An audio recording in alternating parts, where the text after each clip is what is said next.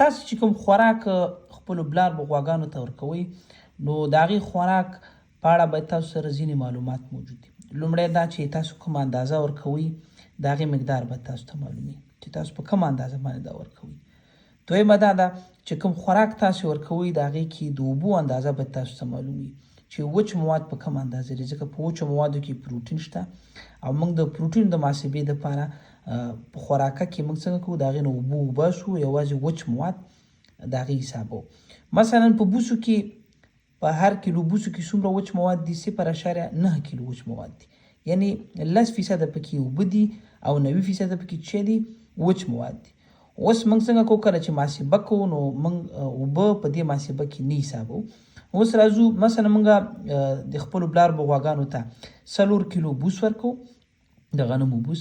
په دې کې څومره وچ مواد دي؟ 0.9 کیلو دي. نو دغه واحدونه چې کوم دي دا باید تاسو ټول کیلو ته واړوئ تر څو تاسو په محاسبه کې غلط نشي. نو په 4 کیلو بوسو کې 0.9 کیلو وچ مواد دي. دا که چېرته موږ د دې 4 کیلو چې هغې په هغې کې اوبه موجودې دي، که د هغې نه موږ دا وچ مواد وباسو نو موږ سره د بوسو وچ مواد څومره پاتې کېږي؟ 3.6 کیلو پاتې کېږي. اوس په هر کیلو بوسو کې څو فیصده پروتین دي؟ په عمومي ډول باندې په د غنمو په بوسو کې 3% پروتین. دا باید ستاسو یاد وي، صحیح ده؟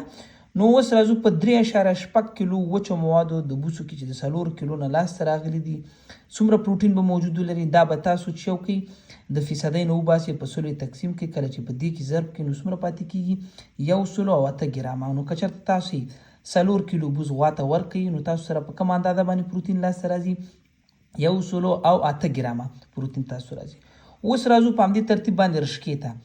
موږ که 15 کیلو رشقه د بلاربې غوا ته ورکړو او په هره کیلو کې 90% وچ مواد دي، یا په هره کیلو کې 0.9 کیلو وچ مواد دي پکې، نو د دې نه کوم وچ مواد چې لاسته راځي هغه 4.5 کیلو دي.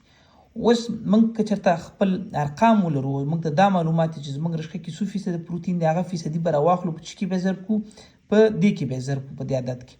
نو 4.5 وچ کیلو مواد د بېدې نه چې کوم لاسته راغلي دي، د رشقې نه چې راغلي دي، دا په 14% کې ضربو، ځکه په بېده کې اکثره وخت تر 14% پورې په هغه ټیټ کیفیته بېدو کې تر 14% پورې چې پروتین پکې. اوس دا چې د فیصدۍ نه خلاصې دا په 100 تقسیمیږي او په څه باندې ضربیږي؟ په 4.5 کې ضربیږي. نو د دې نه کوم حاصل چې راځي هغه 0.2 دی، یعنی په 15 کیلو رشقه کې 0.2 یعنی تقریبا 220 ګرامه پروتین د چی نه حاصل شو؟ موږ ته د رشقې نه حاصل شو. بیا راځو مثلا موږ چې ورکوو ونډه ورکوو. موږ سره کومه ونډه یا کانسنټریټ یا غله دانه چې په بازار کې موجوده ده هغه موږ راخلو او د هغې تحلیل که چېرته مثلا په هغې کې وچه کلکه نو هغې کې موږ د اټکل په حساب باندې کوو چې دې کې څومره دي؟ 0.9 کیلو وچ مواد دي کې یا 90% پکې وچ مواد دي، باقي اوبه دي. نو دا باقي اوبه دا اوبه موږ څنګه کوو؟ د دې نه وباسو. نو دا چې په دې کې ضرب کړو دلته موږ ته حاصل راکوي چې څومره وچ مواد دي کې 1.15. اوس موږ ته دا معلومات هم باید دي چې په دې ونډه کې څومره پروتین دي. که چېرته په دې ونډه کې 14% پروتین نو دا پروتین ناخلو په څه کې ضربو؟ د وچو موادو په اندازه کې چې کوم د ونډې نه لاسته راغلي دي. نو موږ ته څه ښیي؟ دلته حاصل کې ښیي 214 ګرامه یا 0.214 کیلو راغلی ده. اوس راځو دا د پروتینو اندازه ده مکمله. دا تاسو ته باید یاد وي چې دغه خواړه چې تاسو ورکوئ په دې کې په کوم اندازه باندې دي. بل عادت تاسو باید دا عادت معلوم وي چې دغه کوم خوراک تاسو ورکوئ په دغه خوراک کې څومره وچ مواد دي، ځکه دې کې اوبه دي. دا صحیح ده، دا خو دغه تازه وزن دی چې موږ اخیستی، دا همتې اوبه ویستلې دلته دا حاصل راغی. بل بیا د دې باید فیصدي د پروتین تاسو ته معلومه چې په دې کې ضربوئ او دلته چې راځي تاسو ته حاصل راځي. اوس دا حاصل چې دی دا حاصلونه سره ټول جمع کوو، څو راغی؟ 1.4 کیلو ګرامه راغی، یعنې 1 کیلو 4 ګرامه د پروتینو مقدار شو. او دا حاصلونه چې دي 4 کیلو 15 کیلو 1.5 کیلو دا هم سره په همدې ترتیب باندې جمع کوو. دا څومره راغلل؟ 9.5 کیلو راغلل. اوس نو ګورئ په 9.5 کیلو کې 1 کیلو او 4 ګرامه پروتین دی.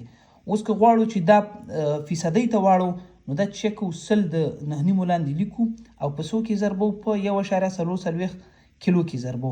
نو موږ ته فیصدي څو راغله؟ دلته موږ ته 10.98% چې راغلل. خوراکه چې کومه راغله په دې کې به د پروتینو فیصدي مقدار څومره شو؟ 10.98 شو.